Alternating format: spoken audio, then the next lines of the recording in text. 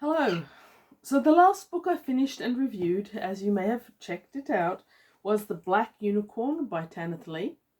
If you haven't yet seen that review, I suggest you go and check it out, because even though I normally require a little bit of cooling off time when I'm reading a series, I don't like necessarily going from the first straight to the second. I find that my reading gets stale, I get impatient with the narrative style. I kind of feel like there should be an end to a book, and if I don't get one, it just doesn't enhance my reading experience, and it does no favors to the author or to the book. So normally, I would put this down, go to a totally different type of book for a while, and then come back. Not this time. This time, I finished that, recorded a review, and straight away picked up The Gold Unicorn by Tanith Lee, which is the second in this series. Now, once again, we've got fantastic cover art and a certain amount of illustrations throughout the book. But my unicorn series don't match each other at all. This is a very different book. This is a Byron Priest Visual Publications, of which I actually know nothing, except that it produces quite a nice little paperback, nice heft, nice weight, very readable, thoroughly enjoyable. Love the fact that I now have this. I haven't had the Unicorn series for a long time. The cover art and interior illustrations are by Mark Zug, and as you can see, you've got that phenomenal detail. I love many things about this cover.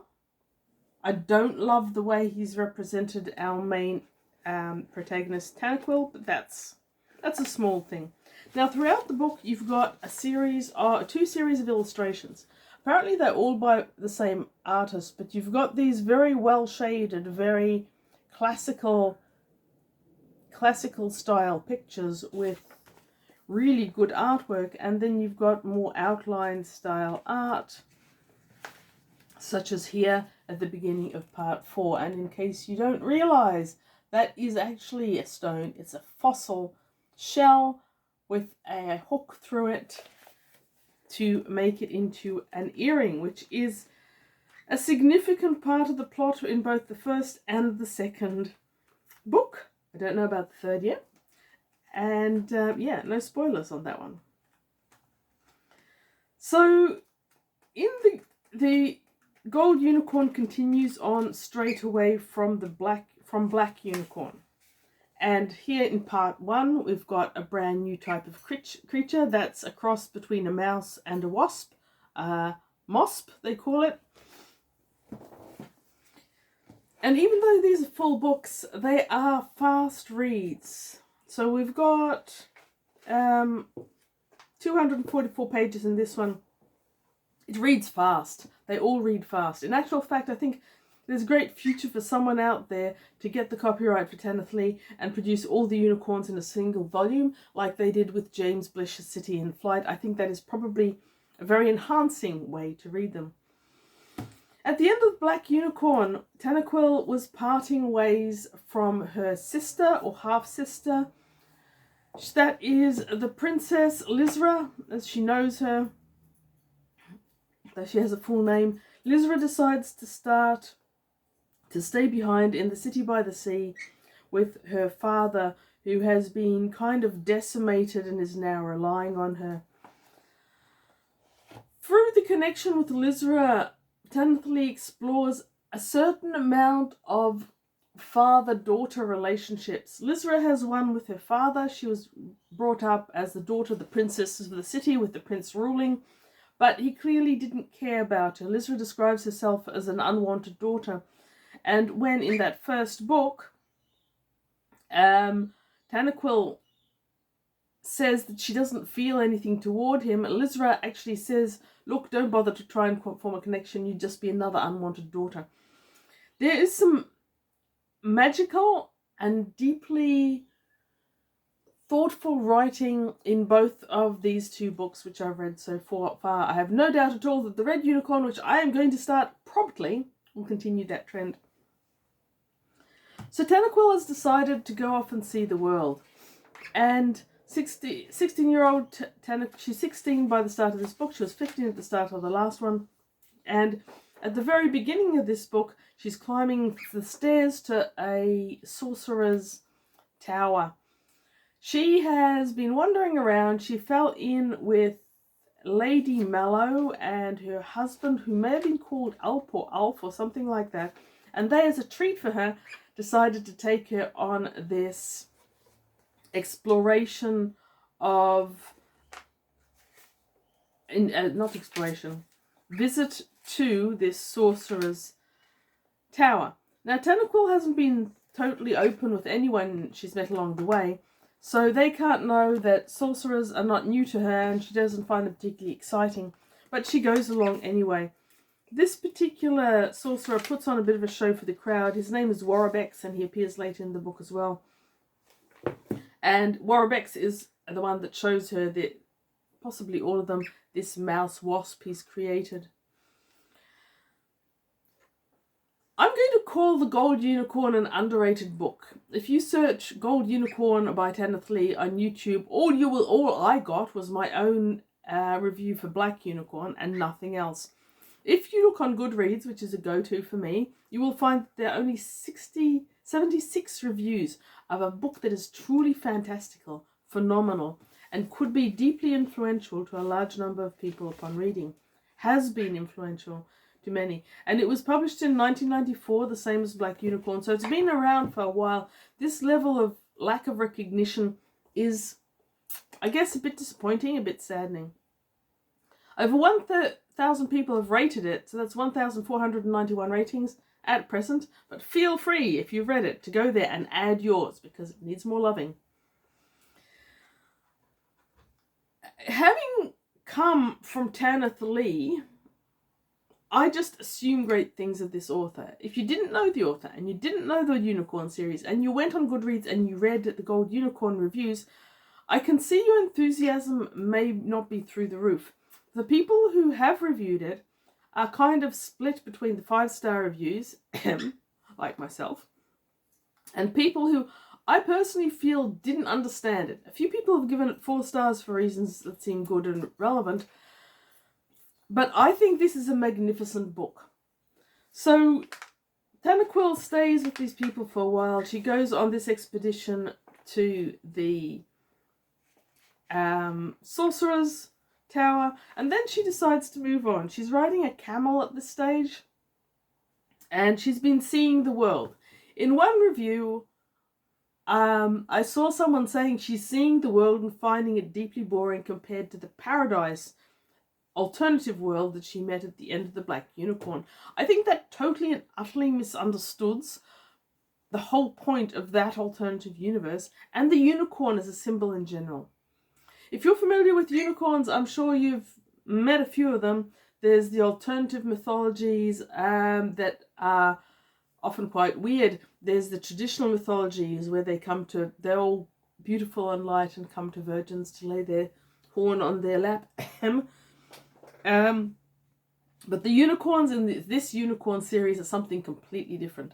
Like unicorns in mythology, I suspect, they are very much a symbology, but the symbology is never clear. It certainly isn't virgins, and it certainly isn't sex, or is it? I suspect that everything about this book could be symbolic and feels deeply mythic in the way that it will speak to you directly, if it speaks to you, and what you interpret it as will be you, more than the book. Because I've read these other reviews and I'm going, I almost feel like they have read a totally different book to me.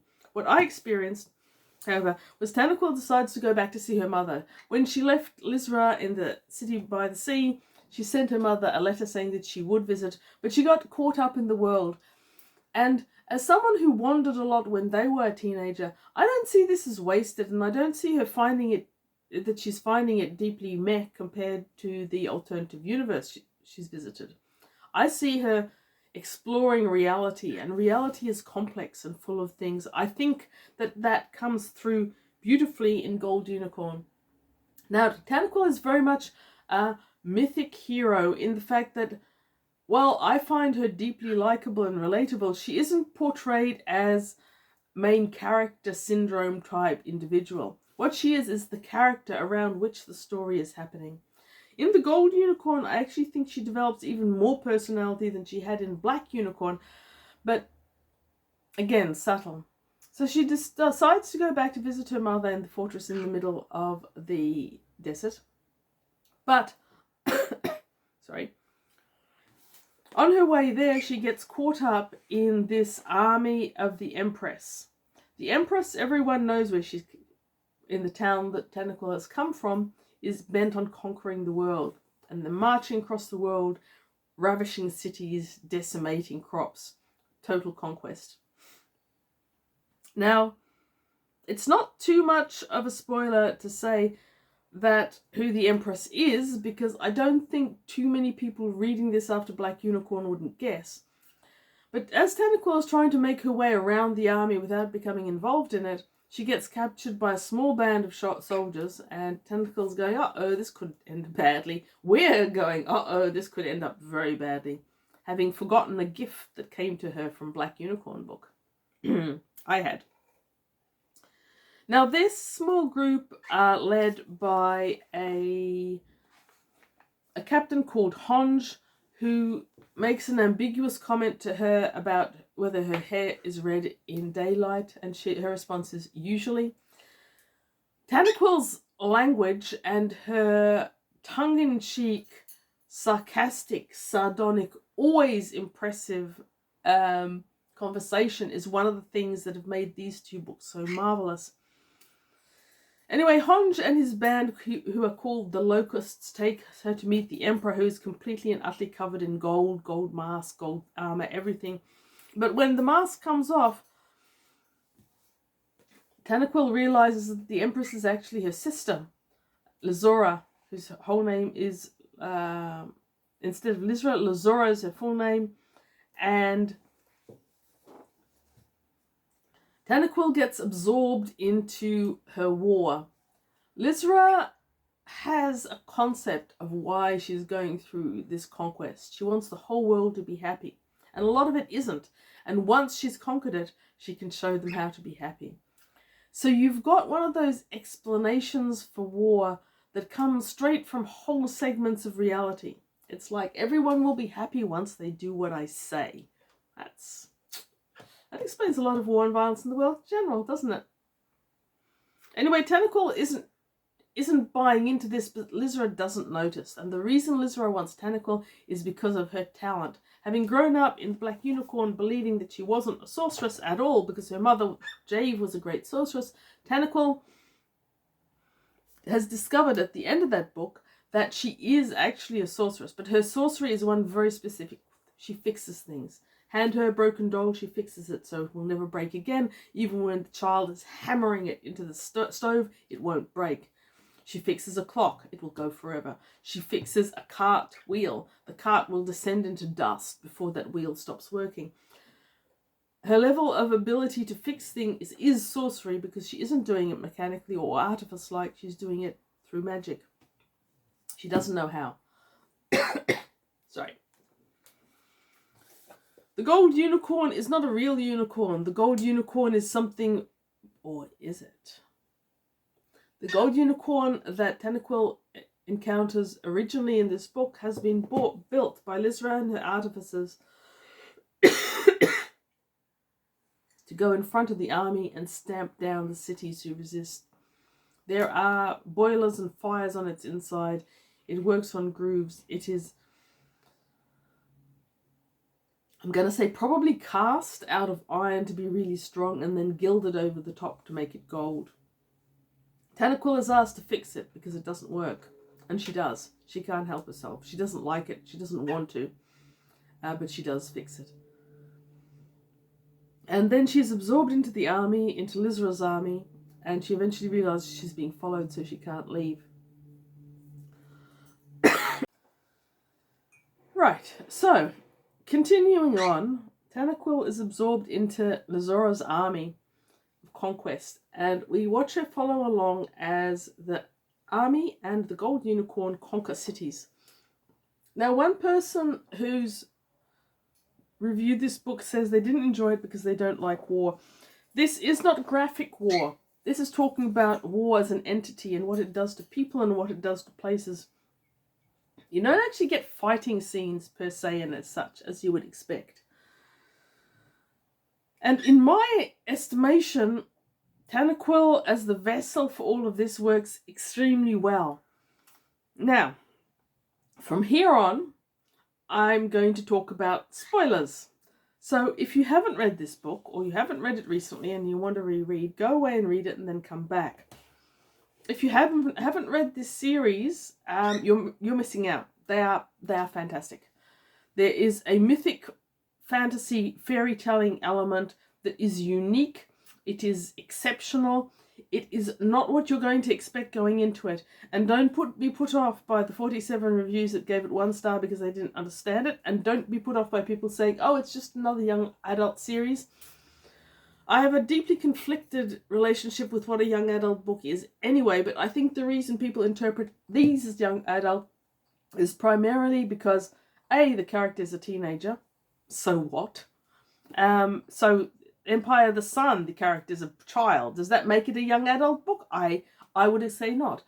Anyhow, the other thing is that there's a simplicity to it, and that simplicity is the simplicity that you find in narratives of mythic fantasy specifically.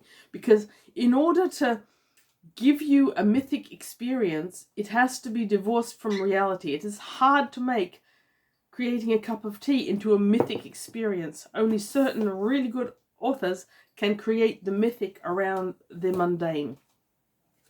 And here, the mythic is being created around the mundane in terms of the war.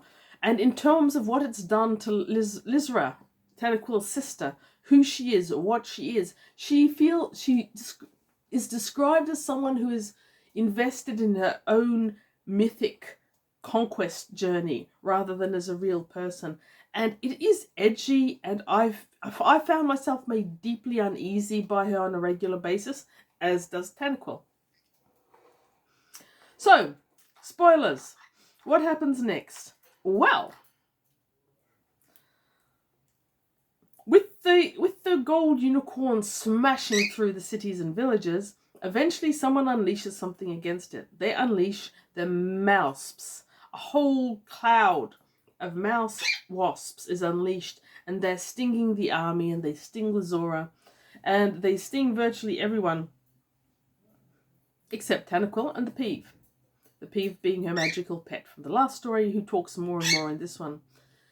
There's a bit of a hit and miss relationship between the Peeve and Tanith at times in this book, because he relates more to other characters and has more that he actually does.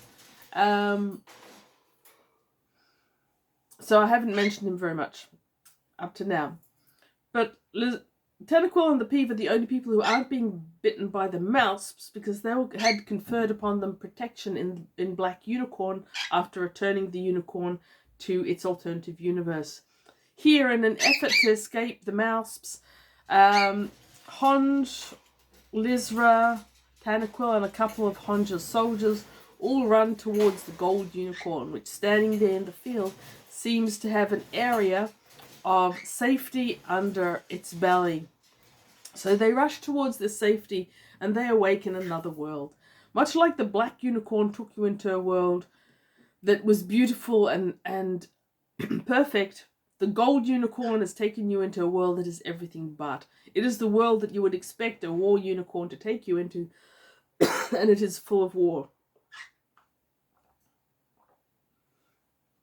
Black, dark, rocky deserts, a sense of hopelessness, exhaustion with every step. And at the end of a trek, the group comes across the emperor of that town, who has seen Lizora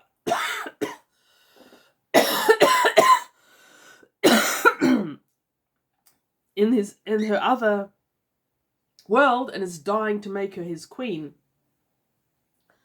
And at this point, Lizora's writing is spectacular, and the following story arc, which I will not spoil in case you haven't yet read it, becomes amazing. that ending is so much more than the previous parts of the book, in the sense that it's more human. It's a little bit mythic leading into the next part of the story, which is where Tanith Lee actually does leave Lazura and the army and goes back into the desert to her mother's fortress. No part of this book is simple, and that part of that journey is made even more complex by the reemergence of the sorcerer Wobex from the beginning of the book. And I'm going to stop now. This book is fantastic. I think you should read the whole Unicorn series. I'm reading the whole Unicorn series, and I'm picking up the Red Unicorn and going into that straight away. So expect an upcoming review for the Red Unicorn, and maybe a bit of a discussion of all three, if you have read all three as well. I'm thinking a live discussion would be great. Anyhow, thank you for watching. Read good books. Read Tanith Lee, because that is going to be, beyond a doubt, good books. Bye.